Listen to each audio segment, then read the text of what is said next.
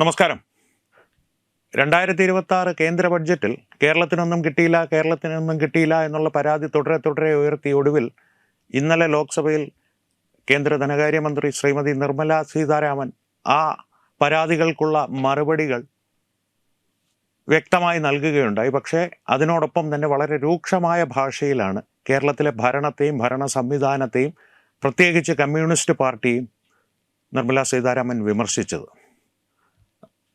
അതിലൊരു ഉദാഹരണം പറഞ്ഞാൽ 3500 കോടി രൂപയുടെ നിക്ഷേപവുമായി കേരളത്തിലേക്ക് വന്ന അല്ലെങ്കിൽ കേരളത്തിൽ പ്രവർത്തിച്ചിരുന്ന ഒരു വ്യവസായിക്ക് കേരളം വിട്ടോടേണ്ട സ്ഥിതി വന്നു എന്നുള്ള വസ്തുത കിറ്റെക് സാബുവിനെ പേര് പരാമർശിക്കാതെ നിർമ്മല സീതാരാമൻ എടുത്തു പറഞ്ഞു. തന്നെയുമല്ല, കേരളത്തിലെ സാമ്പത്തിക പ്രതിസന്ധിയുടെ രൂക്ഷത ചൂണ്ടിക്കാട്ടുവാൻ വേണ്ടി 399 സഹകരണ സ്ഥാപനങ്ങൾ സാമ്പത്തിക പ്രതിസന്ധി മൂലം അടച്ചുപൂട്ടേണ്ട അവസ്ഥയുണ്ടായി കേരളത്തിലെന്ന് ധനകാര്യമന്ത്രി കണക്കുകൾ സഹിതം വ്യക്തമാക്കി.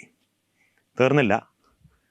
സാമ്പത്തിക മേഖലയെ സംബന്ധിച്ച് മാത്രമല്ല, ഒരു സംസ്ഥാനമോ അല്ലെങ്കിൽ ഒരു പ്രദേശമോ തന്നെ സാമ്പത്തികമായി വളരണമെങ്കിൽ അടിസ്ഥാന സൗകര്യങ്ങൾക്കൊപ്പം തന്നെ അവിടുത്തെ ക്രമസമാധാന നില ഭദ്രമായിരിക്കണം എന്നുള്ളൊരു സാഹചര്യം ഉണ്ടാവേണ്ടതുണ്ട്. ക്രമസമാധാന നിലയും പരാമർശിച്ച് വളരെ വ്യക്തമായി കണക്കുകൾ നിരത്തി തന്നെ കേരളത്തിലെ ക്രമസമാധാന നില ഏതാണ്ട് പൂർണ്ണമായി തകർന്ന ഒരു അവസ്ഥയിലേക്കാണ് പോയിക്കൊണ്ടിരിക്കുന്നത്, അല്ലെങ്കിൽ തകർന്ന അവസ്ഥയിൽ തന്നെയാണ് ഇപ്പോൾ നിലകൊള്ളുന്നതെന്ന് അസന്നിഗ്ധമായി ശ്രീമതി നിർമ്മല സീതാരാമൻ പറഞ്ഞു വെച്ചു. ലോക്സഭയിലാണ് പറഞ്ഞത്. ഇതെല്ലാം രേഖകൾ ആയ പ്രസ്താവനകളാണ്, കണക്കുകൾ സഹിതമാണ് പറഞ്ഞതെന്നുള്ളത് കൊണ്ട് തന്നെ അതിൻ്റെ പ്രതിരോധം തീർക്കുവാൻ കമ്മ്യൂണിസ്റ്റ് പാർട്ടിക്കാർ ഒരല്പം ബുദ്ധിമുട്ടേണ്ടി വരുമെന്നുള്ളതാണ് വിദഗ്ധർ പറയുന്നത്. കണക്കുകൾ പറഞ്ഞതനുസരിച്ച് നാഷണൽ ക്രൈം റെക്കോർഡ്സ് ബ്യൂറോയുടെ കണക്കുകളാണ് ശ്രീമതി നിർമ്മല സീതാരാമൻ ലോക്സഭയിൽ പരാമർശിച്ചത്. പട്ടികജാതി പട്ടികവർഗക്കാർക്കെതിരെയുള്ള അക്രമങ്ങളിൽ ഗണ്യമായ വർധന കമ്മ്യൂണിസ്റ്റ് സർക്കാരിൻ്റെ കീഴിൽ ഉണ്ടായിട്ടുണ്ട് എന്നുള്ള കാര്യം നിർമ്മല സീതാരാമൻ എടുത്തു പറഞ്ഞു. അതിൽ പട്ടികജാതിക്കാർക്കെതിരെയുള്ള അക്രമങ്ങളിൽ ഏതാണ്ട് 1.2% വർധനയും പട്ടികവർഗക്കാർക്കെതിരെയുള്ള അക്രമങ്ങളിൽ 6% വർധനയും പിണറായി വിജയൻ്റെ ഭരണനേട്ടങ്ങളെന്ന് ഞാൻ പറയുന്ന ഡബിൾ കോട്ട്സിലെടുക്കുക, ഭരണനേട്ടങ്ങളായി തന്നെ നിർമ്മല സീതാരാമൻ ലോക്സഭയിൽ പറഞ്ഞു വെച്ചു. തീർന്നില്ല. കേരളത്തിലെ സാമ്പത്തിക സ്ഥിതി ഇത്രയും വഷളാവുന്നതിൻ്റെ കാരണങ്ങൾ വീണ്ടും എടുത്തു പറയേ ഈ ക്രമസമാധാന നിലയെക്കുറിച്ച് പരാമർശിച്ചു എന്ന് ഞാൻ പറഞ്ഞല്ലോ. അതിൻ്റെ ഭാഗമായി തന്നെ 120 രാഷ്ട്രീയ കൊലപാതകങ്ങളുടെ കണക്കും ആ 120 രാഷ്ട്രീയ കൊലപാതകങ്ങളിൽ 30 എണ്ണം ഇപ്പോഴത്തെ മുഖ്യമന്ത്രിയുടെ ഭരണത്തിൻ്റെ കീഴിലാണ് എന്നുള്ളതും നിർമ്മല സീതാരാമൻ വ്യക്തമായി ലോക്സഭയിൽ പറഞ്ഞു വെച്ചു. അപ്പോൾ എന്തായാലും കേരളത്തിനൊന്നും കിട്ടിയില്ല എന്നുള്ള പരാതി ഉയർത്തി ഒടുവിൽ കമ്മ്യൂണിസ്റ്റ് പാർട്ടിക്ക് കണക്കിന് കിട്ടി എന്നുള്ളൊരവസ്ഥയിലേക്ക് കാര്യങ്ങൾ ഇന്നലെ എത്തി എന്നുള്ളതാണ് സത്യം. അപ്പോൾ കേരളീയർ എന്നുള്ള നിലയിൽ നമ്മൾ പരിശോധിക്കേണ്ടത് ഈ കണക്കുകളെല്ലാം സത്യമാണെന്നുള്ള കാര്യത്തിൽ സംശയമൊന്നും വേണ്ട. കാരണം വിവരാവകാശ നിയമ പ്രകാരം ആർക്കും ഈ കണക്കുകൾ സ്വയം ലഭ്യമാക്കി പരിശോധിക്കാവുന്നതാണ്. അല്ലെങ്കിൽ തന്നെ ലോക്സഭയുടെ രേഖകളിൽ ഈ കണക്കുകൾ ഇന്നലെ മുതൽ ലഭ്യമാണ് താനും. പക്ഷേ കേരളീയർ എന്നുള്ള നിലയിൽ നാം പരിശോധിക്കേണ്ടത് കമ്മ്യൂണിസ്റ്റ് പാർട്ടിക്ക് ഭരിക്കുന്ന സംസ്ഥാനങ്ങളിൽ മാത്രം, മുൻപ് ബംഗാളിൽ, ത്രിപുരയിലല്ല, ഇപ്പോൾ കേരളത്തിലും ഇത്തരത്തിലുള്ള വിമർശനങ്ങൾ കമ്മ്യൂണിസ്റ്റ് പാർട്ടിക്ക് നേരെ ഉയരുന്നത് എന്തുകൊണ്ടാണ്? വളരെ സരളമായി പറഞ്ഞു കഴിഞ്ഞാൽ മാവോയിസ്റ്റ് ഭീകരവാദികളും കമ്മ്യൂണിസ്റ്റ് പാർട്ടിയും, അതായത് ഭരണത്തിലുള്ള സംസ്ഥാനങ്ങളിൽ കമ്മ്യൂണിസ്റ്റ് പാർട്ടിയും, CPIMൻ്റെ കാര്യം തന്നെയാണ് പറയുന്നത്. CPIയെ തൽക്കാലം വിട്ടേക്കാം, കാരണം അതൊരു ഗണ്യമായ സ്വാധീനമുള്ളൊരു പാർട്ടിയല്ല എന്ന് തൽക്കാലം കണക്കാക്കാം. CPIM ഏതാണ്ട് മാവോയിസ്റ്റ് ഭീകരവാദികളുടെ അതേ മനോഭാവമാണ് വികസനത്തോട് വെച്ച് പുലർത്തുന്നത് എന്നുള്ളതാണ് ഇത്തരത്തിലുള്ള ആരോപണങ്ങൾ അവർക്ക് നേരെ ഉയരുവാനുള്ള പ്രധാന കാരണം. വെറുതെ പറയുന്നതല്ല. ബസ്തർ പോലുള്ള മേഖലകളിൽ ഇപ്പോൾ അവരുടെ സ്വാധീനം ഏതാണ്ട് പൂർണ്ണമായി ഇല്ലാതായിക്കൊണ്ടിരിക്കുന്ന മേഖലകളിൽ മുൻപ് ഗണ്യമായ സ്വാധീനമുണ്ടായിരുന്ന സമയത്ത് മാവോയിസ്റ്റ് ഭീകരവാദികൾ ശ്രദ്ധിച്ചിരുന്ന പ്രധാന കാര്യം റോഡുകൾ ഉൾപ്പെടെയുള്ള യാതൊരു തരത്തിലുള്ള വികസനവും ആ മേഖലകളിൽ എത്തുവാൻ പാടില്ല. കാരണം അത്തരത്തിലുള്ള വികസനം എത്തി ജനങ്ങളുടെ ഇടയിൽ പുരോഗതി ഉണ്ടായാൽ, സാമ്പത്തികമായി അവരുടെ നില മെച്ചപ്പെട്ടാൽ, അവരുടെ ജീവിത രീതികൾ മെച്ചപ്പെട്ടാൽ, ഈ ആയുധമെടുത്ത് പോരാടുന്ന ഈ വിപ്ലവ തത്വങ്ങളുണ്ടല്ലോ, ലോകത്താർക്കും മനസ്സിലാവാത്ത എന്നാൽ പാവപ്പെട്ടവർക്ക് വേണ്ടിയിട്ടാണ് ഞങ്ങൾ പോരാടുന്നത് എന്ന് പാവങ്ങളെ പറഞ്ഞ് വിശ്വസിപ്പിക്കുന്ന തത്വങ്ങൾ ചിലവാകാതെ പോവും. അതായത് ചുരുക്കത്തിൽ വികസനം വന്നാൽ പാവങ്ങൾ എന്നുള്ളൊരു വർഗം ഇല്ലാതായി പോവും. ഈ പാവങ്ങൾ എന്നുള്ള വർഗം നിരന്തരമായി നിലനിൽക്കേണ്ടത് മാവോയിസ്റ്റ് ഭീകരവാദികളുടെ ആവശ്യമാണ്, അവരുടെ നിലനിൽപ്പിൻ്റെ ആവശ്യമാണ്.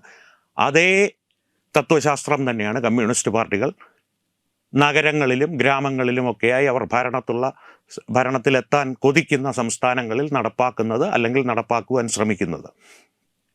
ഒരു പരിധിയിലധികം വികസനം.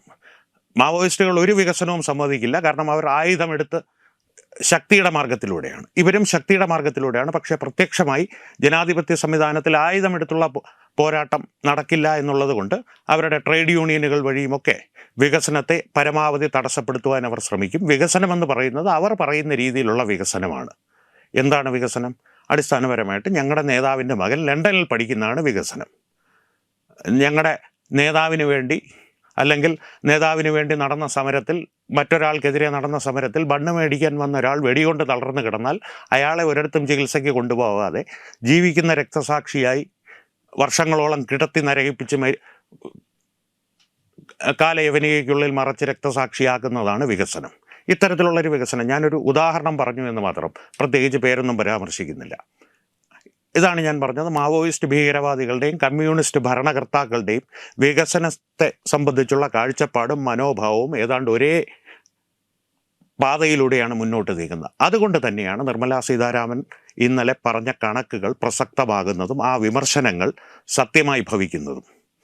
കേരളത്തെ സംബന്ധിച്ച് ഇത്തരത്തിലുള്ള വികസന വിരോധികളെ കാലാകാലങ്ങളിൽ മാറി മാറി പരീക്ഷിച്ചു എന്ന് മാത്രമല്ല, തുടർഭരണം നൽകി അനുഗ്രഹിക്കുകയും ചെയ്തൊരവസ്ഥയാണ് കേരളത്തിലെ ജനങ്ങളുടെ മനോഭാവത്തിലുള്ളത്. ഇത്തരത്തിലുള്ള മനോഭാവത്തിന് മാറ്റമുണ്ടാകാത്തിടത്തോളം കാലം കേരളത്തിനൊന്നും കിട്ടിയില്ല എന്നുള്ള പരാതികൾ ശരിയാണ്. നിർമ്മലാ സീതാരാമൻ ബഡ്ജറ്റ് അവതരിപ്പിച്ചപ്പോൾ കേരളത്തിനൊന്നും തന്നില്ല, എന്നാലും സംഘപരിവാർ കാണിച്ചത് മോശമായി പോയി എന്ന് ഒരു നിമിഷം ഒന്ന് ആത്മരതി ചെയ്യും പോലെ ആത്മകഥം ചെയ്തിട്ട് അതിനെ കടന്നു പോവുകയും ആ ദുരിതക്കയങ്ങളിലേക്ക് ഭാവി തലമുറയെ തള്ളിവിടുന്നതിൽ നമ്മുടേതായിട്ടുള്ള പങ്ക് വഹിക്കുകയും ചെയ്യാമെന്നുള്ളതല്ലാതെ പ്രത്യേകിച്ച് അതുകൊണ്ട് പ്രയോജനമൊന്നും ഉണ്ടാകാൻ പോകുന്നില്ല. അതുകൊണ്ട് ഇത്തരം വികസന വിരോധികൾക്കെതിരെയുള്ള വിമർശനങ്ങളെ ശ്രദ്ധയോടെ കേൾക്കുക, പരിശോധിക്കുക. അതിൽ കാര്യമുണ്ടെങ്കിൽ, അതിൽ കാമ്പുണ്ടെങ്കിൽ അതിനെ സ്വീകരിക്കുക, അതിനുള്ള പ്രതിക്രിയകൾ ചെയ്യുക, പരിഹാരങ്ങൾ ചെയ്യുക.